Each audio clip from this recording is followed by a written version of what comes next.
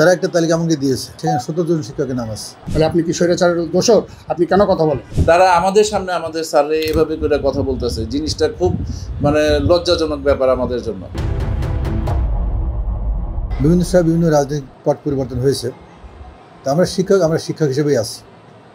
এখানে আমাদের উপর তেমন কেউ কোনো খড়গ তোলে নাই।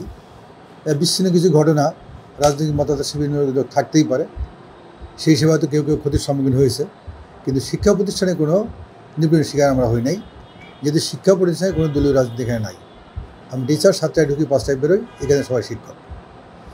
সেই হিসাবে ওইরকম কোনো এলিগেশন দেওয়ার সুযোগ নেই। তো গতকালই যারা এসেছিল তারা অভিভাবক পরিচয় দিয়েছে, যদিও তা আমরা সবাইকে তাদেরকে আইডেন্টিফাই করতে পারি নাই।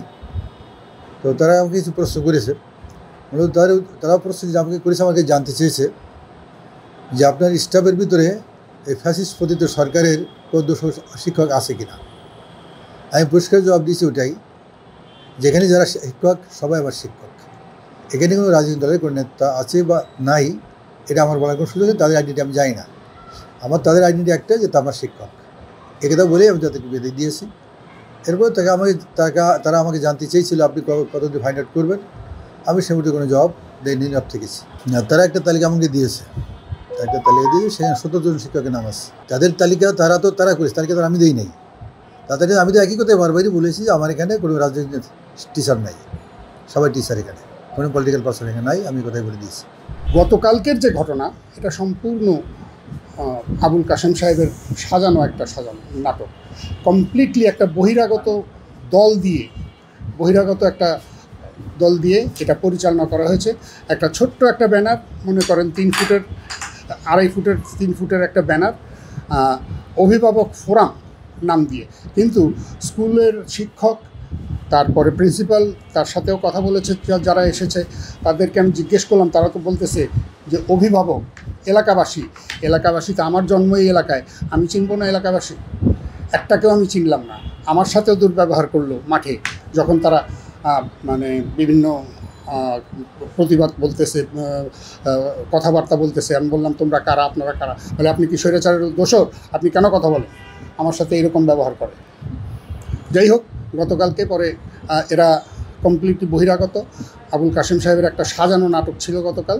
সরকার পতনের পর কিছু যে জিনিসগুলো হয়েছে, মনে করেন আওয়ামী লীগের আমলের যে ম্যাডাম ছিল ওনাকে উৎখাত করানো হয়েছে।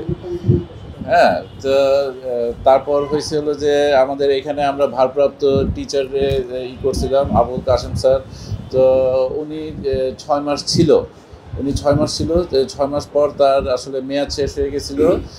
সে মেয়াদ শেষ হওয়ার পরও সে এক্সটেনশন নিতে চাইছিল, কিন্তু সেটার জন্য এখানে যেগুলো জুনিয়র টিচার আছে তারা প্রতিবাদ জানাইছিল।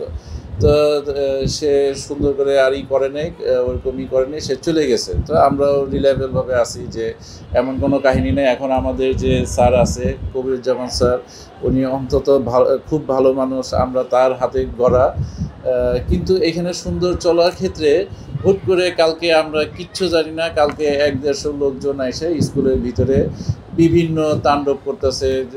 স্যার তো আসলে সম্মানীয় ব্যক্তি, স্যার তো আসলে সব কিছু বলবে না, তার মান সম্মানও আঘাত হানবে।